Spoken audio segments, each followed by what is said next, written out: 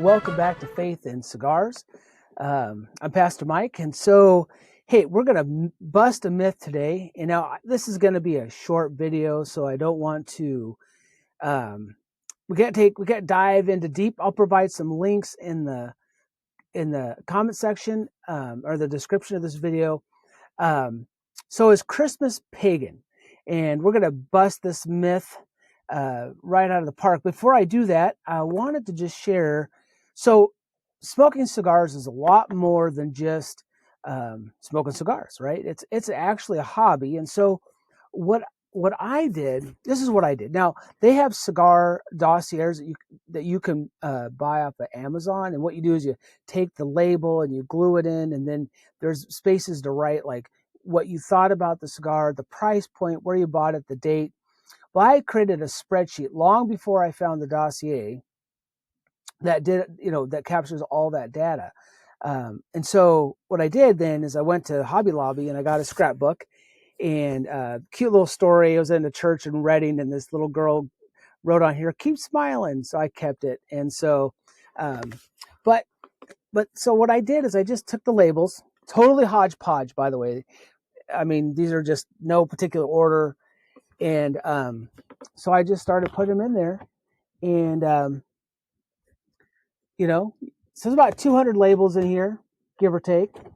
And so that actually was pretty good. Rocky Patel, you're the dragon.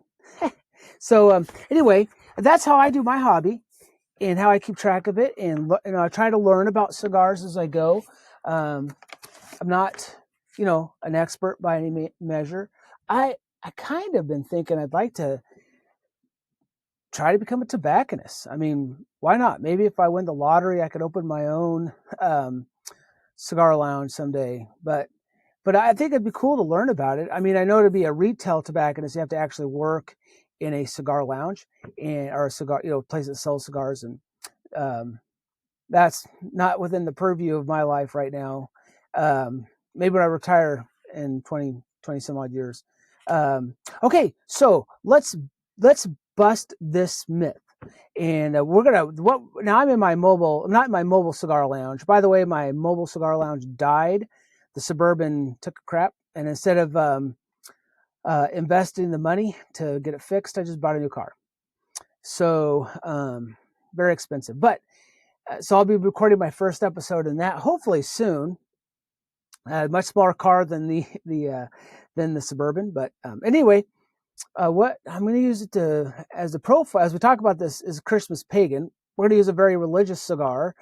By the way, the Tabernacle line by Foundation has a lot of biblical and religious imagery, but this is the Knight Commander by Foundation Cigar. And so this cigar is created to honor the founder of Foundation Cigars. Now, I'm always horrible with names, and so it's Nicholas Melillo. So if I said that wrong, don't come at me and tell me I'm an ignorant fool, because I already know I am.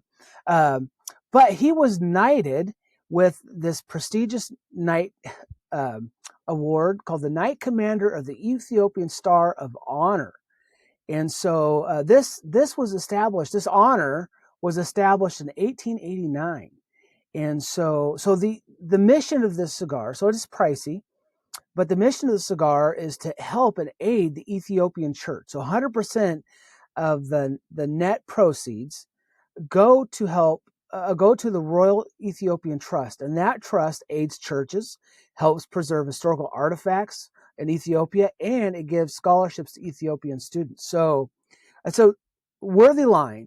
And since we're talking about religious topics, I thought, well, this is a great cigar to profile. So now this cigar, which is pricey, I'm not going to lie, but it's worthy. It's got a worthy cause. So this has got a Connecticut Broadleaf. It's got a Mexican wrapper, and then inside is Nicaraguan tobacco. And so, but what's unique about this and how they balance it out, now I haven't tried this, so I'm going to try it. So we're going to find out how balanced and complex this is, which I'm sure it is wonderful. They age it in cedar for 15 extra years. So, which is, I mean, that's like a really long time, but it's supposed to really balance out the flavor. So, and I really like these full-bodied cigars that have been aged for a long time because, man, the sweetness really comes out, and you don't get that full body punch. You know, you get the full body, you get the nicotine, but you just don't get that punch. And so, yeah, I'm looking forward to this. Hey, another cigar I want to, if you haven't tried, and I'll just show you real quickly, is this cigar, My Father the Judge. So don't be judgy about Christmas at all. Don't be judgy about Christmas if you celebrate Christmas, because Christmas is not pagan. Now, like I said, I don't have time to unpack all the craziness that the internet keyboard warriors get on there and they repeat these stupid lies about Christmas. So let's just talk about December 25th, because Christmas really is all about baby Jesus, as Talladega Nights reminds us. And so, so first of all, are you worshiping a pagan god? Or are you participating in paganism if you celebrate Christmas? No, you're not. Christmas is all about Jesus. Now, listen, we know that there is syncretism that happens in the world, right? Syncretism is just where Christian belief gets blended in with cultural beliefs. And so there really is a religious Christmas in America today, and then there is a secular Christmas. And in a lot of ways, Santa Claus is in competition with Jesus. But does that make Christmas pagan? No, it doesn't make Christmas pagan. So stop being judgy. Stop listening to internet warriors, keyboard warriors, and who Google something and then it just repeats the same stupid lies. Okay. Low, like, and subscribe. So why December 25th? Well, the church had an idea based on a Jewish tradition called the integral age. I think I said that correctly. So, and by the way, the Orthodox Church sees Jesus' birth on January 6th. I'm just throwing that out there, but most of the world celebrates December 25th. So was December 25th a pagan holiday that the Christian church, Christianized, and really it's all about the sun god and all this stuff? No. So what the church did is they used that Jewish legend, or that Jewish way of honoring a prophet, that said that a prophet died on the same day that he was conceived. So the early church surmised that Jesus died on March 25th. Therefore, he was conceived on March 25th. And so if you go from conception to birth, that gets you December 25th. And in fact, the church still celebrates the Feast of the Annunciation. They still celebrate that in March. So now, okay, we don't know for sure, 100% sure, if Jesus was really conceived on March 25th. And for sure if he died on March 25th. But that was what the early church set up as the date. And then you go back to 9 months, that's December 25th. And that's why the church celebrates Jesus' birth on December 25th. It was not a Christianized pagan holiday. So now some people say, well, what about the festival of the sun god? Wasn't that, Jesus was replacing that? And isn't Jesus just the sun god Christianized? No, to put it simple. So stop being judgy about that. No, what it was is that as the Christians grew in importance within the Roman Empire, the Roman society was really wanted to make its cultural purity to what made Roman culture. And that was the paganism. It was the pantheon of the gods that they worshiped. And Christians stood opposed to that in a lot of ways. And so in order to paganize Christianity, they had the festival of the sun god, and that began around 274 AD. After the church had begun to designate December 25th as the birth of Jesus. So you can see that the historical record, not pop Facebook apologist, turn them off, says, no, Christianity is not, or Christmas is not pagan. Okay, so quit being judgy. Now, tongue-in-cheek, this is totally tongue-in-cheek, this is speculation. I do think some of our modern interpretations of Santa Claus borrowed from the Odin story.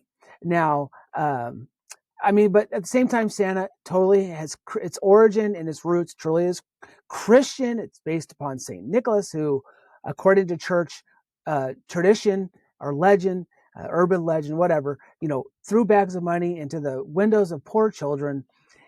Whether or not he really did that, but that's what's attributed to him.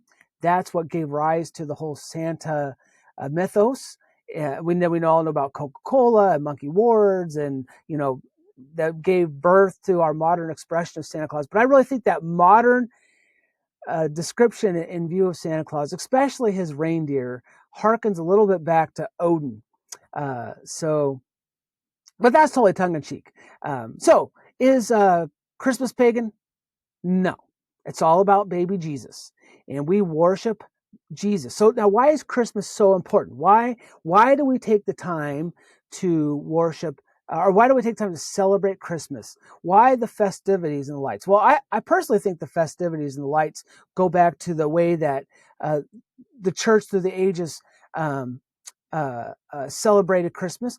Christmas was at a time that was raucous and revelry, and maybe was not the most reverent time, and it wasn't all about children. I mean, that's again a modern thing, but the point is that another thing I want to say real quickly is that the for most of the history of the church, the church really focused more on his passion, his death, and his resurrection. So, but that leads to, why do we celebrate Christmas? Well, the reason why we celebrate Christmas is because we're celebrating the incarnation of God into humanity. The incarnation represents God joining man. Not that they have a commingled nature. I'm not going to say that, but the mystery of the incarnation happens at the birth of Jesus. In like our songs, like Silent Night and Oh Holy Night, and some modern songs, it is the dawning of redeeming grace. It is what the world has been opining for. It has now occurred. Jesus, baby Jesus, this God man, has entered into the world. And what he does, the manger looks forward to the cross. And the cross, we know, leads to the tomb, which in turn leads to the resurrection. So that's why we celebrate the Advent. That's why we celebrate Christmas. We are celebrating and remembering God entering into human history. And now the other thing I really want to emphasize is what we celebrate is that wasn't just another avatar. It wasn't just another a Buddha that came. No, this was God incarnate. And so and it was the God man who set about to redeem and restore and renew this broken world. It's like Jesus enters into Babylon, right? In a sense, enters into the world to defeat darkness, to give to have victory over death and dominion over the enemies of God, so that we could have eternal life.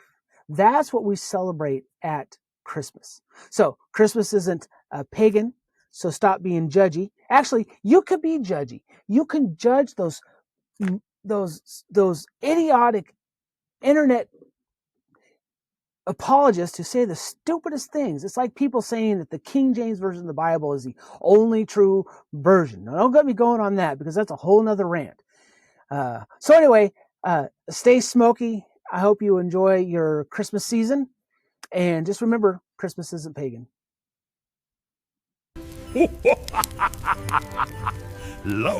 Like and subscribe.